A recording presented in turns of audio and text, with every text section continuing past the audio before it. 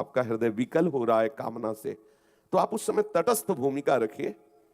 मेरे में काम नहीं है, मन में कामना जागृत हुई है और ये भोगने से नष्ट नहीं होगी, सहने से नष्ट होगी। अगर आपने कहीं गलती कर दी और ऐसी धारणा कर दी कि बहुत जल रहा हूं, यदि किसी क्रिया के द्वारा ये वेग शांत हो जाए तो फिर भजन बढ़िया होगा, ये बहुत बड़ी भूल की जा रही है। क्योंकि जहां आपने काम का भाव आने पर कोई भी चेष्टा की तो दोनों चेष्टाओं के परिणाम में आपका नाश हो जाएगा। दोनों चेष्टा, यदि आपने काम भोग की वासना को सुख का मूल मान लिया और उसकी पूर्ति नहीं हुई तो क्रोध आ जाएगा। क्रोध स्मृति को लोप कर देगा, स्मृति बुद्धि का नाश कर देगी। जहां स्मृति का लोप हुआ, विचार नष्ट हुए, बुद्धि नष्ट हुई, साधक भ्रष्ट हो गया, पतित हो गया। यदि कामना की पूर्ति हो जाती है तो वासना जागृत हो गई और नवीन तृष्णा, भोग तृष्णा जागृत हो गई। काम की पूर्ति में लोभ जागृत होता है, काम की अपूर्ति में क्रोध जागृत होता है। परिणाम में दोनों के द्वारा समान ही बंधन प्राप्त होता है। लोभ भी स्मृति भ्रम कर देता है और बुद्धि का नाश कर देता है, काम भी स्मृति को भ्रंश करके बुद्धि का नाश कर देता है। किसी भी तरह से काम का सेवन करने से मंगल नहीं हो सकता। जब तक काम है तब तक विश्राम नहीं है, विश्वास मान लीजिए। तब लग कुशल न जीव को, सपने मन विश्राम, जब लग भजत न राम को, शोक धाम तज काम। अछत काम सुख सपने नहीं। जब तक ये है, ये बहुत बड़ा शत्रु है, ये बहुत खाने वाला, कभी ना अघाने वाला, सदैव भूखा रहता है। इसको केवल वासना, वासना मात्र वासना। और ये दूसरा उपाय नहीं है इसके नष्ट करने का, केवल सहना उपाय है। मात्रा स्पर्शास्तु कौन्तेय शीतोष्ण सुख दुखदा, आगमा पाइनो अनित्यास्तास्तितिक्षस्व भारत। भगवान आदेश करते हैं, हे अर्जुन, ये आने जाने वाले इंद्रियों के सुख, जो अनुकूलता प्रतिकूलता आदि जितने भी द्वंद्व है, ये सब आने जाने वाले हैं, स्थायी नहीं है। अभी आप विकारग्रस्त है, थोड़ी देर में निर्विकार हो जाएंगे।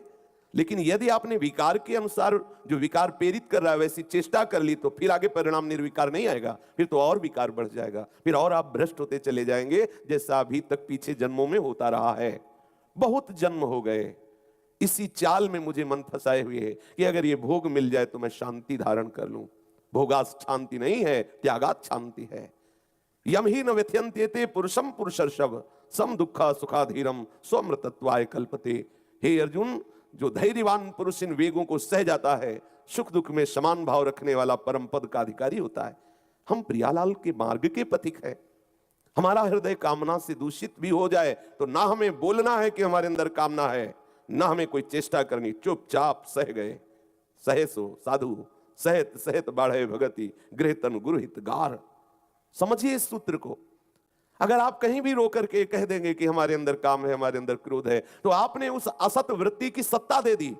ठूठ का भूत मान लिया, वो पीछे पड़ जाएगा, है नहीं, वो पीछे पड़ जाएगा, आपको जलाएगा, आपको अशांत कर देगा, आपको परमार्थ भ्रष्ट कर देगा। इसकी सत्ता ही नहीं है जिसको आप मान रहे हैं हमारे अंदर काम आ गया, हमारे अंदर अमुक विकार आ गया। केवल भ्रम। उस भ्रम के कारण हम इस जगत को सत्य मानते हुए सच्चिदानंद प्रभु से इतनी दूरी, आज तक उनकी दर्शन नहीं हुए, आज तक अपने प्रीतम से मिले नहीं, कभी आंसू गिरे उनके लिए, धिक्कार है जीवन को। प्रभु के लिए कभी रोए, कभी गुरुदेव के सामने खड़े होकर चिल्लाकर रोना आया कि प्रभु इतना समय चला गया लेकिन प्रीतम नहीं मिले, कृपा करो मुझे प्रभु मिल जाए। नहीं, मेरे अंदर काम, मेरे अंदर क्रोध, ये कोई खास बात है? पूरी सृष्टि में सबके हृदय में काम है, सब कामना से ही प्रकट हुए, इसलिए सबके अंदर काम के संस्कार है। इन्हीं काम के संस्कार को मिटा दे सा महात्मा, वही महात्मा है। आप जिस मार्ग के पथिक हैं, इस मार्ग का स्वरूप है सहना। हम सब कुछ सहेंगे और इसी सहने को देख करके प्यारे अधीन हो जाते हैं। मेरा भक्त मेरे लिए इतनी जलन सह रहा है, एक एक सेकंड का हिसाब होगा, ध्यान रखना। चाहे शास्त्र विरुद्ध आचरण करोगे तो या शास्त्र अनुकूल आचरण करोगे तो, ऐसा ना समझो कि कोई देख नहीं रहा। हमारा दयालु प्रीतम तुम्हारे हृदय में बैठे तुम्हारी जलन को देख रहा है। तुम उसके लिए जल रहे हो, तुम उसके लिए सब सह रहे हो, सबका उपहास सह रहे हो, सबकी निंदा सह रहे हो और नाना प्रकार के सांसारिक आकर्षणों का वेग सह रहे हो। तो जानते हो, कह रहे हैं ऐसे महात्मा के पीछे मैं डोलता हूं कि उसकी चरण रज मेरे ऊपर पड़ जाए और मैं पवित्र हो जाऊं। जरा विचार करो, पुण्य श्लोक महामहिमा में अखिल कोटि ब्रह्मांडों के स्वामी ये सौभाग्य दे रहे हैं उसी को। तो ऐसे थोड़ी बोल रहे हैं जहां हम कोई भी वेग आया फिसल गए। किस बात के परमार्थ के पथिक है? नहीं सहा जाता तो हम एकांत में रोएंगे, हमारे कोई आंसुओं को देख ना पावे, कोई जान ना पावे हम क्यों रो रहे हैं।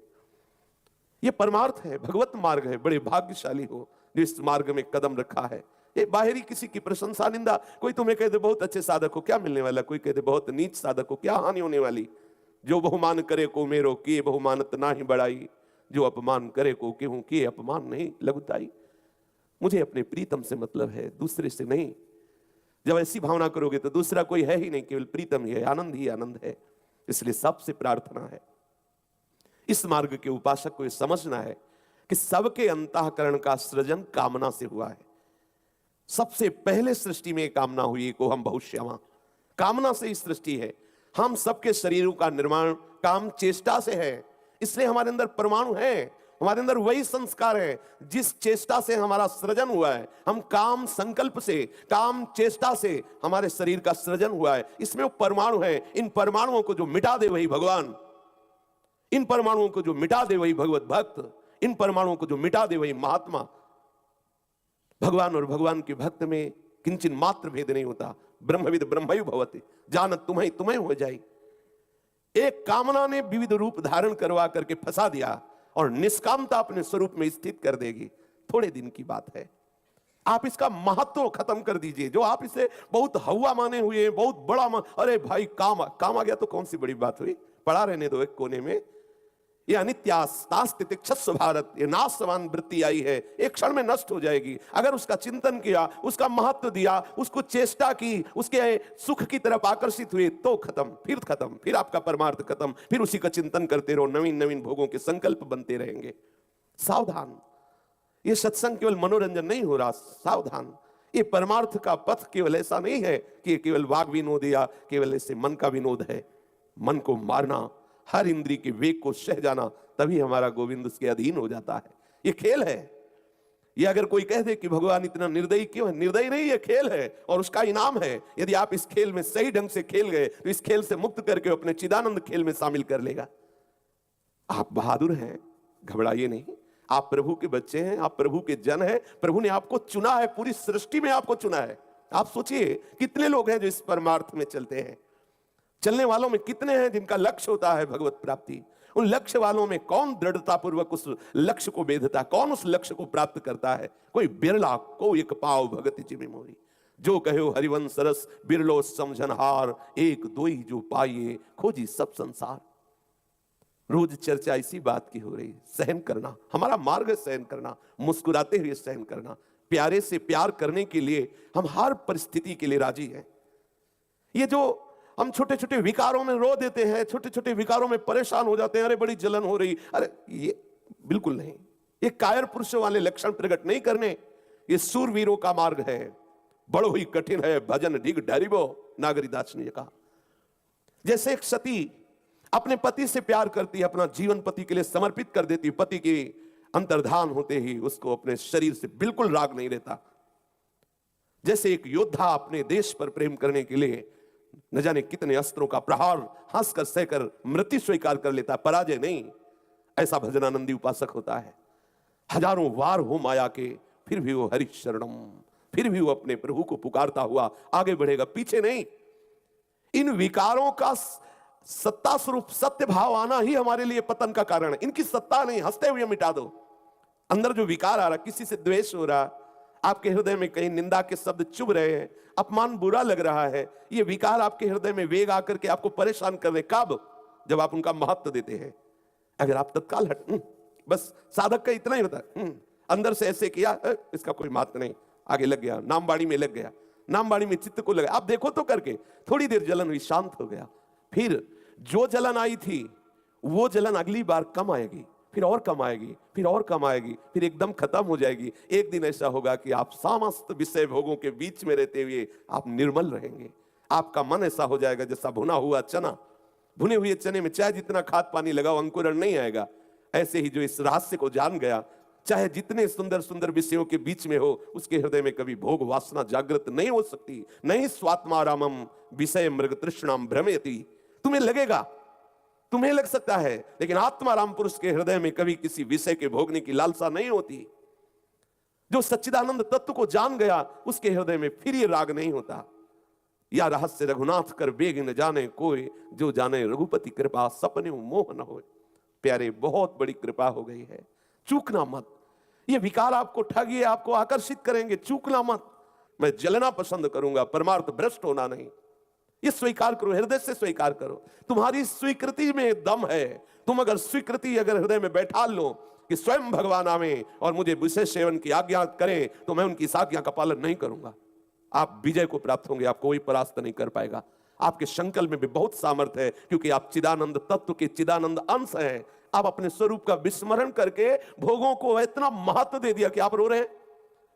आप अंदर से इतने हार रहे हैं कि मैं कैसे चल पाऊं। कदापि नहीं, ऐसा कदापि नहीं होना चाहिए। अगर वास्तविक आनंद का परिचय प्राप्त करना है तो थोड़ी यात्रा ये आग वाली है, आग वाली यात्रा। सावधान। सत्संग का तात्पर्य है अंदर की जो हमारी उलझने हैं उनको सुलझा देना। कुछ ना बोलो, चुप रहो। अंदर कोई भी विकार आवे, चुप रहो, शांत रहो। उनकी सत्ता नहीं है, उनका महत्व नहीं है। चिल्लाओ मत, किसी से बोलो मत कि मेरे अंदर क्रोध आ गया, मेरे अंदर काम आ गया, मेरे अंदर मोह। चुपचाप सह जाओ। कोई पूछे कैसे हो, बहुत अच्छा है, बड़ी कृपा है, आप देख लो, उनकी सत्ता ही खत्म हो जाएगी। आपने महत्व दे रखा है। प्यारे, बहुत बड़ा दांव लग गया है, बाजी जीत लो, हारना मत। एक निमिष के लिए भी ध्यान न छूटे, नाम न छूटे। फिर देखो कौन विकार तुम्हें परास्त करता है। जब आप स्वीकार करते हैं तब काम है, जब आप नाम भूल जाते तब काम है, जब आप ध्यान भूल जाते तब काम है। नहीं तो राधा वल्लभ लाल को हृदय ध्यान मुख नाम कहां काम है, कहां काम है। आप सत्संग में जब एकाग्रता पूर्वक सुन रहे होते हैं तो उस समय कौन सा काम होता है? क्यों नहीं होता? क्योंकि आपका चित्त प्रभु की लीला श्रवण में, प्रभु की सिद्धांत श्रवण में लगा हुआ है। तो यही स्थिति आप बराबर क्यों नहीं रखते? एक रस स्थिति पाने के लिए आप नित्य अभ्यास भजन का जो कर रहे हैं उसमें अंतराय क्यों आ गया? निरंतरता क्यों नहीं रही?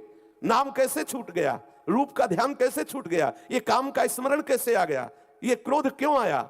ये द्वेष की प्रवृत्ति क्यों आई? निंदा क्यों सुनाई दी?